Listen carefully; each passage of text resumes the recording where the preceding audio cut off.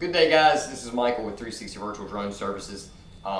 Sometimes my friends and some people I meet have questions about the equipment we use and what kind of drones to get if you're going to get into it as a hobbyist or as a commercial drone or into the commercial drone industry.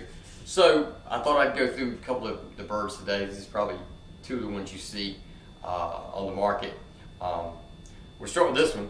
This is the bad boy. This is the one that looks so cool taking off. It's got landing gear that raises. This is one of the first ones that had the landing gear. And it's in the prosumer market, not in the industrial market. The Matrice series, they have landing gear as well that raises when it takes off. But this, it houses the Zenus X3 camera, the FLIR thermal camera, the XT. And it houses the X5, which is what I'm using to film this on the DJI Osmo. Also houses the X5S and the X5R, which is the RAW. But it has, the X5 is the 16 megapixel camera. It has the micro four thirds sensor. One good thing about this camera, it has interchangeable lenses, so I have several different setups for inspections, which will allow us to fly closer to the object and get very detailed pictures by being able to zoom in. So that's one cool thing about the Inspire, is that it flies so many different payloads.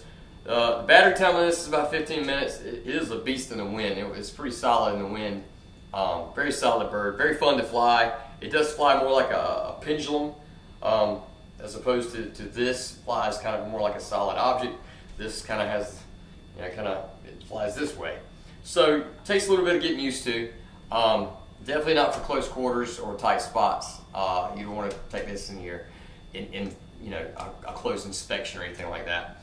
And then moving on to the Phantom 4 Pro. This looks like a lot of the consumer or prosumer and consumer drones you see by DJI. It's the Phantom 4 or the Phantom series.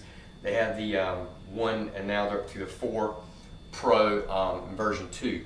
This is the version 1, is the one we use. This is the Phantom 4 Pro version 1.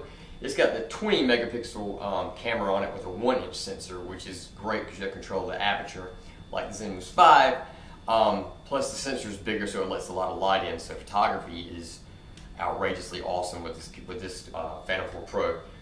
A lot of clients I have request this drone in the commercial business when they put out job posts or ads or any kind of projects that will say, you have to have the DJI Phantom 4 Pro or the Phantom 4 Advance also has the 20 megapixel 1-inch sensor. So you can go with either one of those. Phantom 4 Pro, it has the 5-way obstacle avoidance sensors on the bottom and all the sides. About 25 to 30 minute flight time on this one.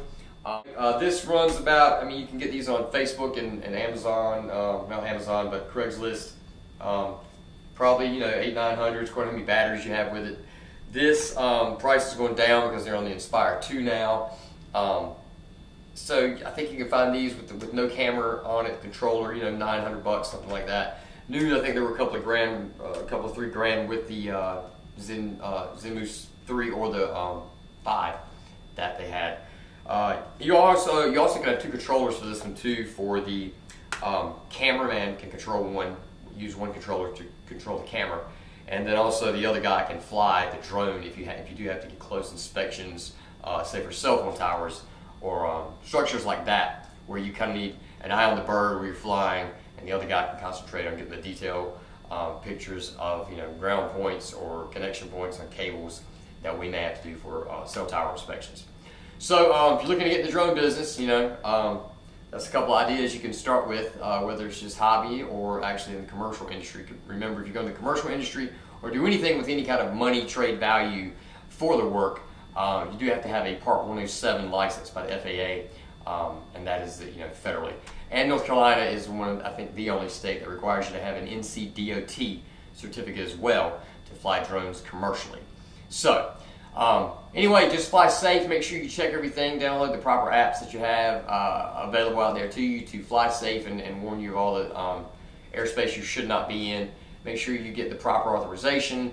Don't fly over anybody, any people, any busy roads, anything like that. And just be safe. These things are a marvel of technology, and you can capture tons of data that we couldn't before in way safer ways. So be safe out there, guys. This is Michael from 360 Drone Services. We'll talk to you next time.